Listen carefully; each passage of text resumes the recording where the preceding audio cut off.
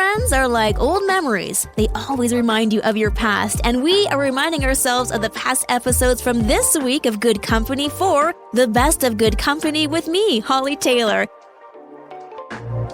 How often does the Bible talk about 40 days and 40 nights? But what happened on that 41st day after? Something really neat just to ponder, maybe journal about. What does that mean for you?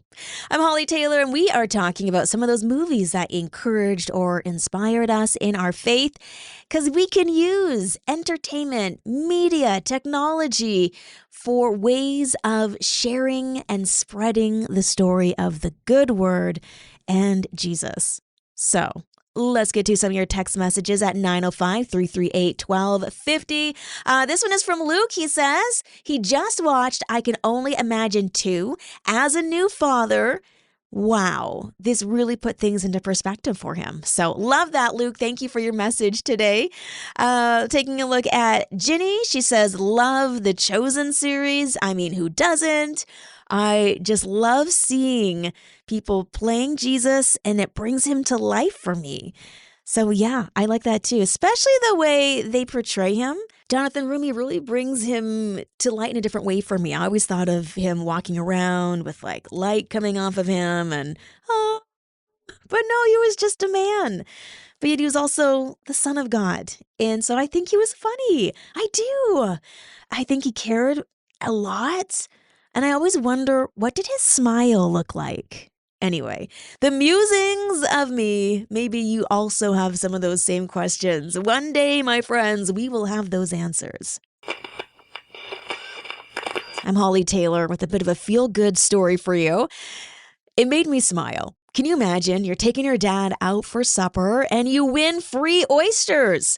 Now, if you don't enjoy oysters, maybe not your thing, but this is from an oyster house in downtown Mobile, Alabama. And there is an incredible fine Gulf Coast cuisine restaurant. And they've had a sign there for a long time saying you will get free oysters if you come in and you are 80 years plus and with your dad.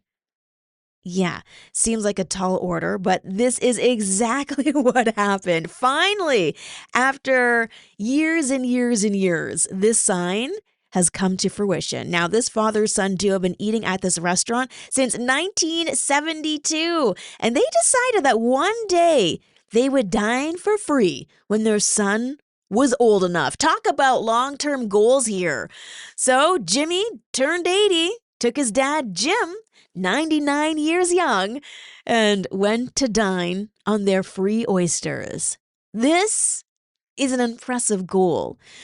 I chuckled when I saw this story because can you imagine? Sometimes it's just the little things that we get to work towards that bring us joy. And so maybe this is something that, resonates with you. Maybe there is a small fun goal that you have personally with your family, with your spouse, and you are destined to get there. You are determined. What is it? 905-338-1250. Let's chase these dreams together.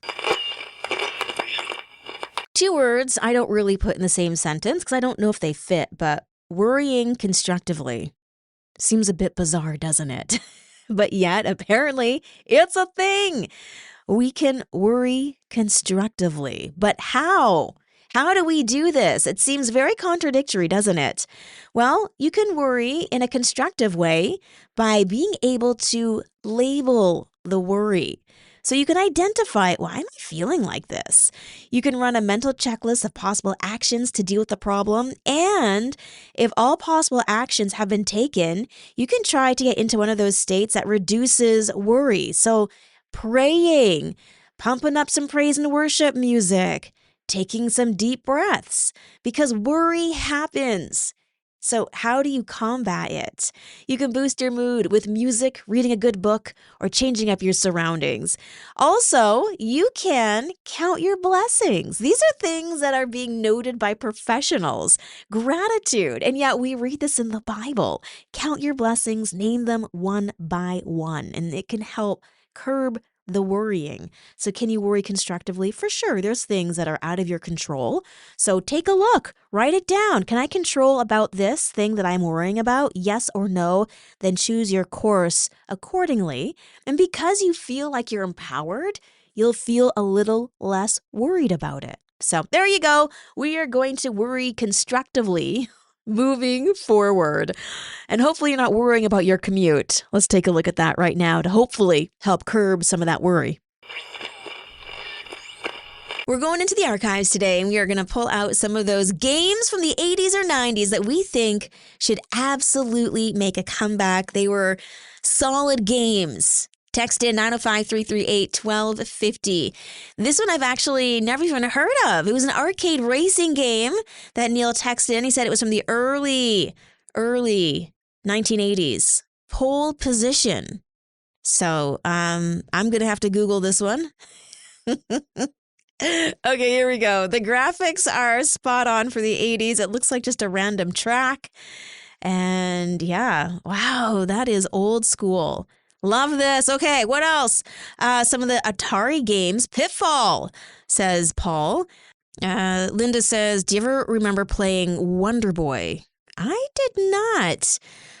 Wonder Boy, again, an 80s game. I was a little bit too young, I think, when that game was popular. I kind of entered the scene when it was Duck Hunt and Mario Brothers. So, and hey, now we get a chance to see some of those games in the arcades anyway. So there we go. Some games we think should make a comeback. Yesterday's games, let's bring them back, just with way better graphics. Thanks. We're talking today about getting on a wrong train, a wrong plane. Okay, I think that one might be a little more challenging to do. With public transit, though, very easy. Getting a few stories texted in at 905-338-1250 about this. When I was in New York, actually, years and years ago, I hopped onto the subway and we went north instead of south. So thank goodness the people were kind-ish, got us pointed in the right direction. It was almost like we're helping you out of annoyance that you don't know where you're going. But I was so grateful for their assist because I had no idea where we were. All right, we got a message here. This is from Kate. She says, I've absolutely done that, fell asleep on the GO train, missed my stop, and it was quite an ordeal to get my way back home. Took much longer than it should have. You must have been so tired. That's a tough one, hey? Let's also take a look at this text message from Matt. He said that he has absolutely gone on the wrong trains before, getting onto the wrong platform at Union. Sometimes he gets turned around, but no wild stories. Was able to correct the situation in no time. So there we go. We're just struggling with public transit, apparently. I'm Hollie Taylor. Time for a feel-good story as we wrap up our day together. And this is about feeding others, meeting people where they're at. A waitress down in Florida, she's actually from Barbados. Gloria is her name, has exemplified the Christian faith in some beautiful ways, mainly serving meals to homeless people alongside her husband and her sons. To date, 270,000 meals they've delivered ever since they opened their operation in 2012 out of the Fort Lauderdale area. She says that she started with buying spaghetti and ground beef. It was about 40 meals. Then that grew to 60, then 80. And now she serves 200 meals every weekend on her waitress salary. So it's amazing how God has provided to her, and she's been able to help support others, even with words of encouragement. Her son likes to write on some of the meals, God loves you, or just words of encouragement so that someone can have good words to feed their soul while they're getting a good meal to feed their belly. Your feel-good story for today. If you hear of any, send them my way. I love a good feel-good story because good things are happening in the world. God is working. Our God is moving.